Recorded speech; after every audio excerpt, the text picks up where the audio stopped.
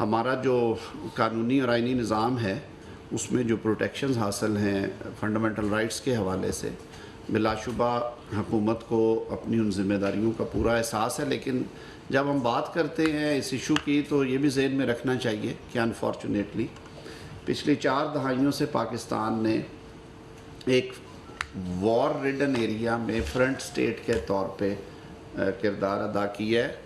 ہماری جو جغرافیائی صورتحال ایسی ہے اور جو ہمارے نیبرنگ ممالک میں جو معاملات ہوئے گزشتہ 4 سے 5 دہائیوں میں، وہ ظاہر ہے انہوں نے پاکستان کی جو اندرونی چیلنجز تھے ان کو بہت زیادہ بڑھا دیا، اور دہشت گردی کے حوالے سے میں سمجھتا ہوں کہ افواج پاکستان نے اور پاکستان کے عوام نے جو قربانیاں دی ہیں وہ اس ریجن میں ناقابل یقین حد تک ہم نے پرائس پے کی ہے۔ اس حوالے سے یہ ایشو بھی اس سے جڑا ہوا ہے دہشت گردی کے ساتھ۔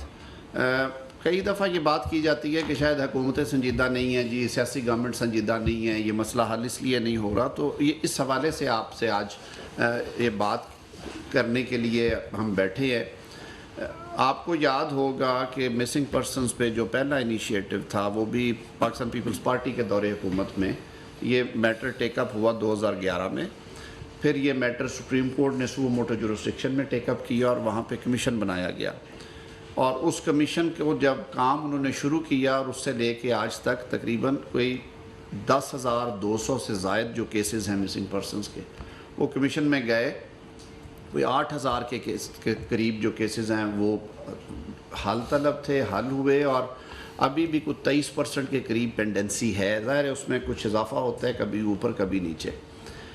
جو موجودہ حکومت ہے، جب ہم پچھلے دور حکومت میں تھے 2022 میں جب پی ڈی ایم کے الائنس والی حکومت بنی تو وزیر اعظم نے کابینہ میں یہ فیصلہ کیا اور ایک کمیٹی بنائی گئی جس میں تمام جو ہمارے شریک تھے حکومت میں سیاسی قوتیں ان کو نمائندگی دی گئی۔ میں اس کمیٹی کا کنوینر تھا، اس میں وزیر داخلہ اس وقت کے رانا ثناء اللہ صاحب تھے، شازیہ مری صاحبہ تھی، ایم کیو ایم کی نمائندگی تھی، اس میں جے یو آئی کی نمائندگی تھی، اس میں ہماری جو بلوچ جماعتیں تھیں ان کے نمائندے موجود تھے، آغا جان تھے بی این پی سے، باپ پارٹی سے ترین صاحب تھے، تو ہم نے ایون کوئٹہ جا کے بھی کام کیا، سارے سٹیک ہولڈر سے ملے۔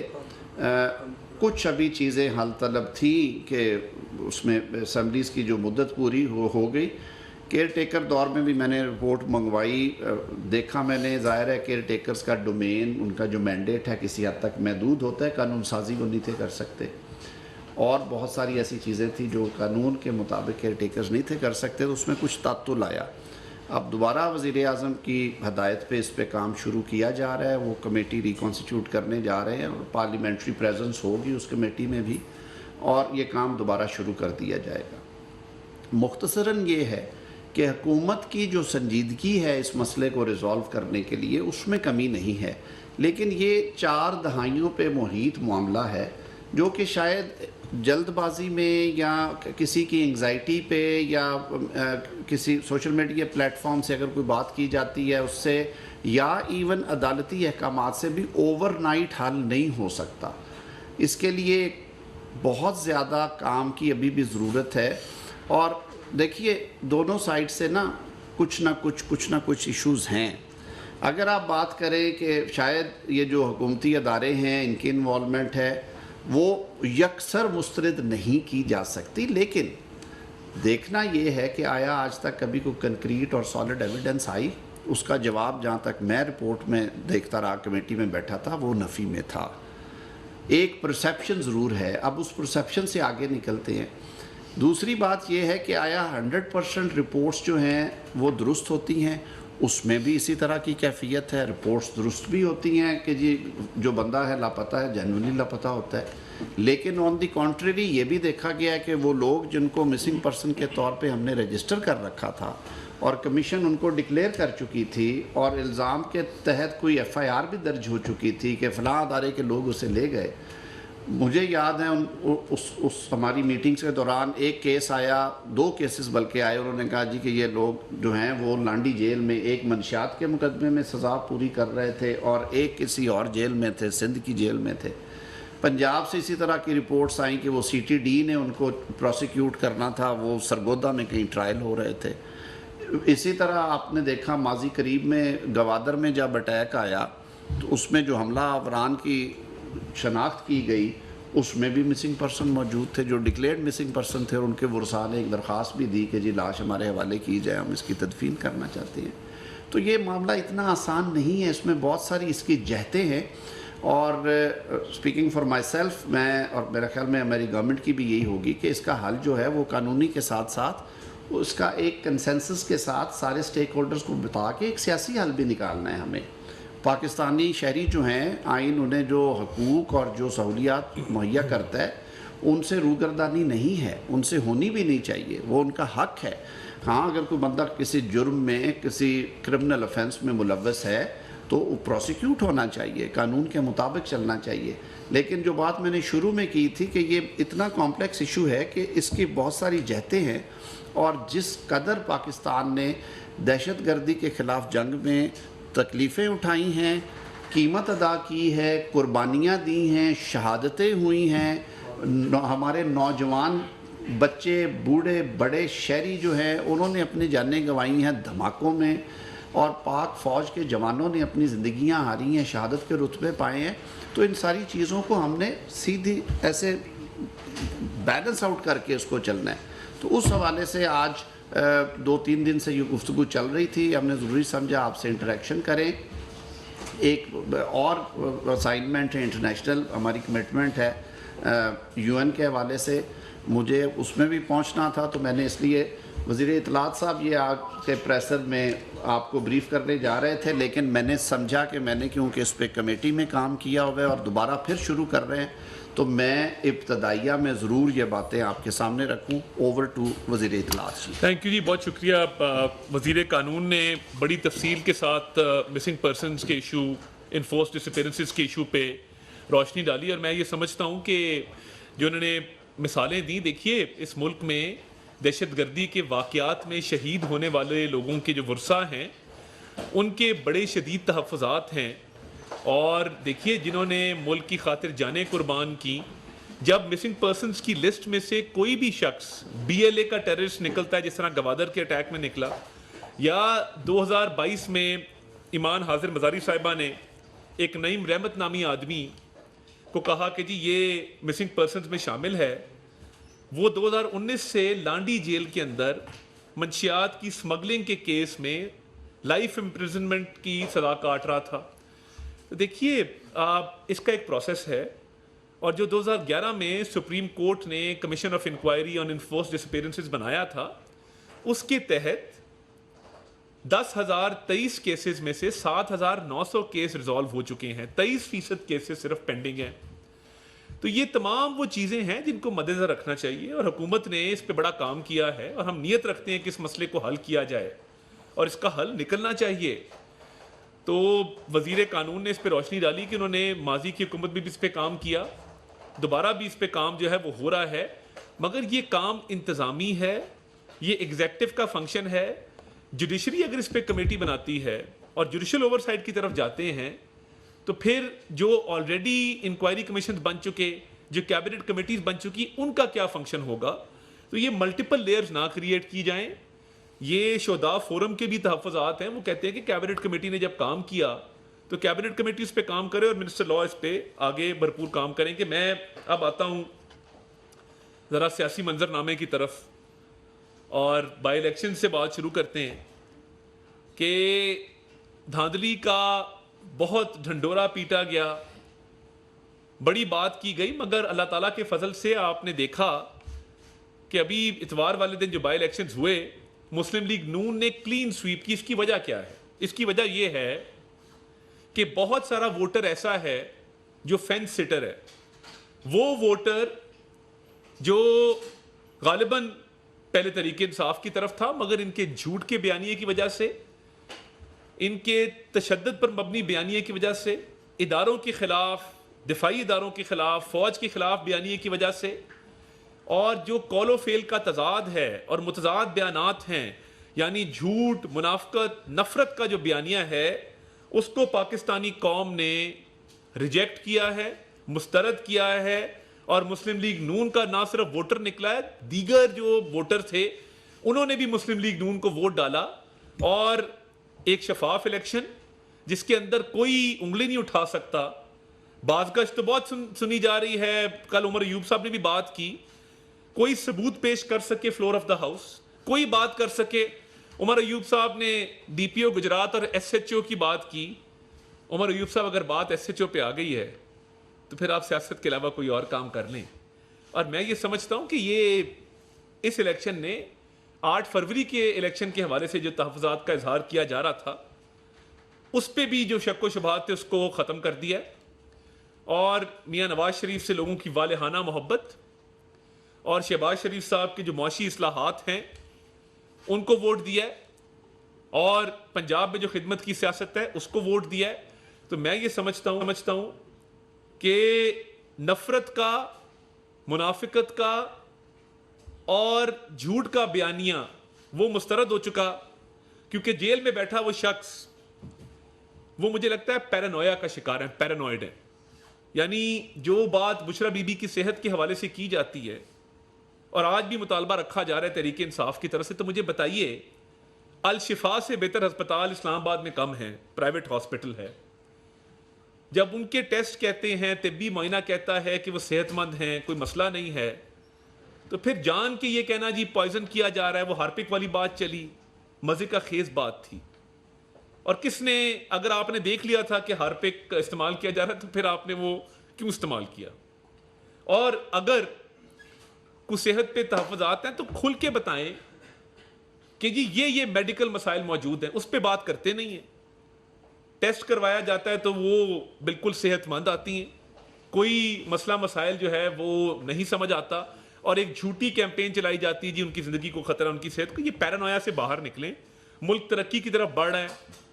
کبھی دفاعی اداروں پہ, کبھی سپاہ سالار پہ بات کرتے ہیں. بھائی آپ کا مسئلہ ہے کیا؟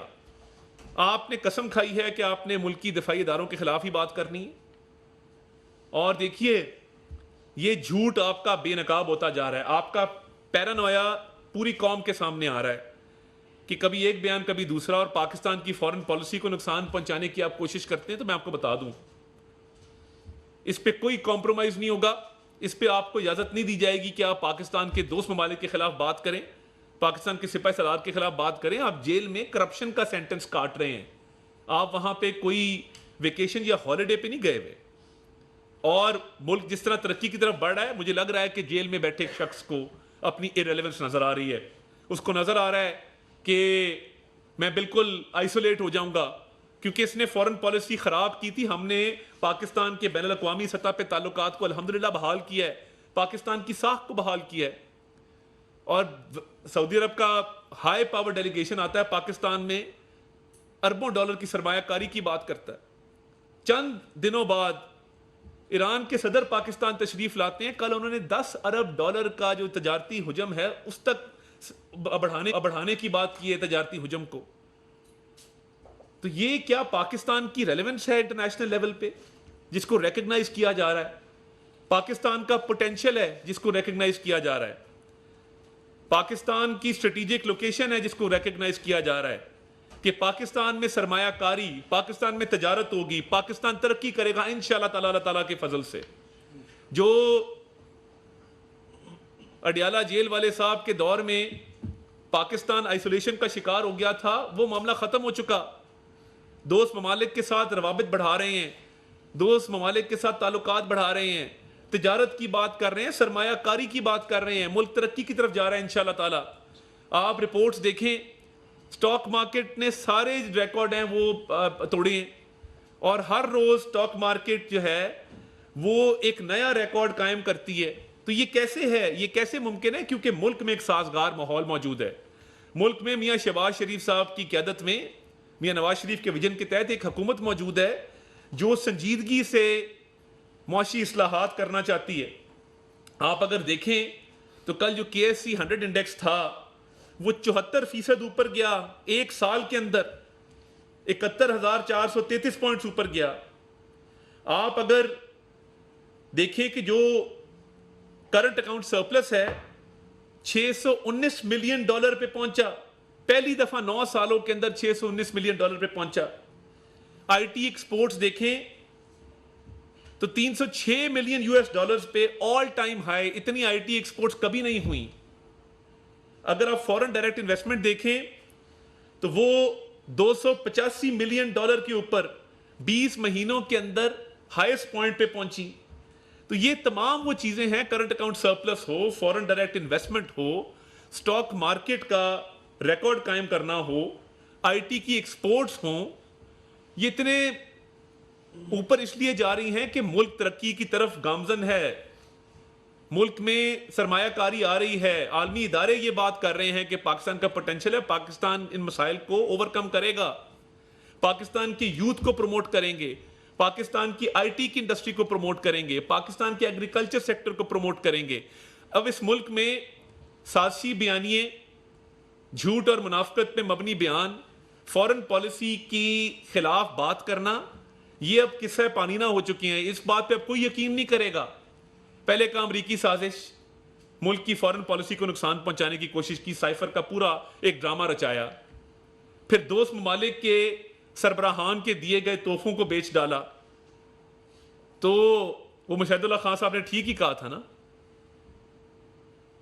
तो जमी बेच डाली, जमन बेच डाला, एक कैदी ने मेरा वतन बेच डाला। तो मैं तो ये कहूंगा कि आपने इस मुल्क को हमेशा नुकसान पहुंचाने की कोशिश की अपनी जात की खातिर। पाकिस्तान सबसे पहले है, सियासी जमातें बाद में, इस पे बिल्कुल क्लैरिटी है। और ये जो फैक्ट एंड फिगर्स मैंने आपको बताए हैं, ये पाकिस्तान का मुकद्दर है इंशाअल्लाह ताला तरक्की करना। महंगाई में कमी, बेरोजगारी में कमी, सरमायाकारी में इजाफा, हम इस तरफ बढ़ रहे हैं। और ये जो बयानियां जेल से बनाने की कोशिश की जा रही है, ये पैरानोया पे बेस्ड है। ये अब नजर आ रहा है कि मेरी अब वक़्त कोई नहीं रही, तो ये अपनी रेलेवेंस इस्टेब्लिश करने के लिए झूठ बोला जाता है, तो इसकी इजाज़त नहीं दी जाएगी। और पाकिस्तान की तरक्की के लिए जो भी स्टेप्स लेने होंगे वो हुकूमत ले रही है। और आने वाले दिनों में बैरून मुल्क से और भी वफूद आ रहे हैं। वज़ीर आज़म का सऊदी अरब का दोबारा दौरा आ रहा है इस वीकेंड के ऊपर। और पाकिस्तान में सरमायाकारी के हवाले से जो रोशन इम्कानात मौजूद हैं, उसको अमली जमा बनाने के लिए, उसको हकीकत में बदलने के लिए दिन रात एक करेंगे, जान लड़ाएंगे और पाकिस्तान को तरक्की की इशारा पर गामजन करेंगे।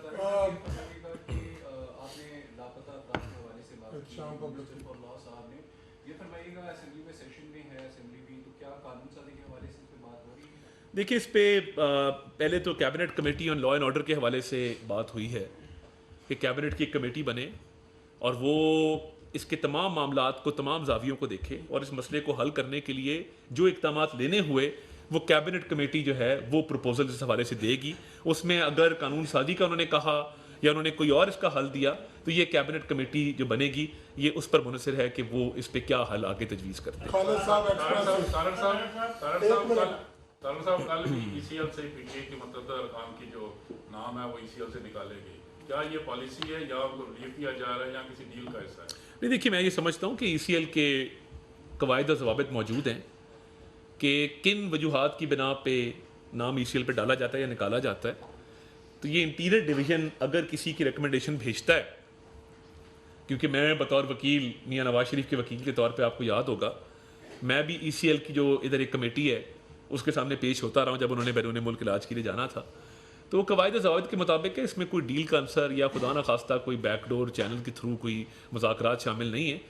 इंटीरियर डिवीज़न से जो चीज़ आती है कवायद ज़वाबित के मुताबिक उसको मंजूर कर लिया जाता है। तारक साहब, जो गुजरात में 92 के रिपोर्टर को गिरफ्तार किया गया, वो किस तलाश में गिरफ्तार किया गया? क्या उसके लिए हुकूमत ने या आपने? देखिए, कल मैंने वज़ीर इत्तलात पंजाब का इस पर बयान देखा था, तो मैं उनसे रिक्वेस्ट करूँगा कि इसको जल्द अज जल्द हल किया जाए। वकील साहब 92 से सर ये बताइएगा कि आपकी जानिब से ये कहा जा रहा है कि जनाब आवाम महंगाई के जो है वो कम हो रही है, लेकिन जो आवाम है दूसरी जानिब वो उसका पिसना उसी तरह जारी है। बिजली के बिलों में हर रोज़ इजाफे की हम खबरें देख रहे हैं, गैस के बिलों में इजाफे की खबरें देख रही हैं, आवाम को रिलीफ क्यों नहीं मिल रहा? देखिए, बिजली के बिलों में तो कमी आई है। अगर आपने देखा हो तो ईद उल फितर के दौरान जो हुकूमत ने ऐलान किया था, ₹3.82 पर यूनिट की कमी जो थी वो 2 मदों के अंदर वो की गई थी, क्वार्टरली एडजस्टमेंट के तहत और फ्यूल कॉस्ट एडजस्टमेंट के तहत की गई थी। और वो बाकायदा वज़ीर तवानाई ने इस पर रोशनी भी डाली। तो देखिए, حکومت اخراجات کم کرنے جا رہی ہے, حکومت نجکاری پہ فوکس کرنے جا رہی ہے. پی آئی اے کی نجکاری سے جو 800 ارب روپے کا خسارہ موجود ہے وہ آپ اور میں اس کا بوجھ برداشت کر رہے ہیں, اس کو ختم کرنے جا رہی ہے. حکومت ٹیکس اصلاحات کی طرف جا رہی ہے, ٹیکس ریفارمز کی طرف جا رہی ہے, ایف بی آر کو ڈیجیٹلائز کرنے جا رہی ہے. دیکھیے جو سارے اشاریے ہیں معیشت کو لے کے وہ سارے مثبت ہیں, اور یہ ٹائم کے ساتھ آپ دیکھیں گے کہ حالات ان شاء اللہ تعالیٰ بہتر ہوں گے, اور نیک نیتی کے ساتھ اور اس عزم کے ساتھ ہم نکلیں کہ ہم نے یہ حالات بدلنے ہیں. اور پاکستان کو جو بین الاقوامی سطح پہ الحمدللہ پذیرائی مل رہی ہے وہ اس چیز کا مظہر ہے کہ پوری دنیا کا پاکستان کے اوپر اعتماد ہے کہ ایک ایسی حکومت موجود ہے جو ان مسائل کا حل کرنا جانتی ہے. اور دیکھیں ڈیفالٹ کے دہانے سے ملک کو اس پوزیشن پہ لے کے آئے ہیں, آپ کے سامنے ہے. خدا نہ خواستہ اگر ڈیفالٹ ہو جاتا تو کیا حالات ہوتے, تو ڈیفالٹ سے بچایا ہے. اب اس ملک کو انشاءاللہ تعالی ایک ترقی یافتہ ملک اور ایک ایسی معیشت جس پہ دنیا جو ہے وہ ناز کرے وہ بنانے کا ہمارا مشن ہے, اور اس کو جاری رکھیں گے. بہت شکریہ.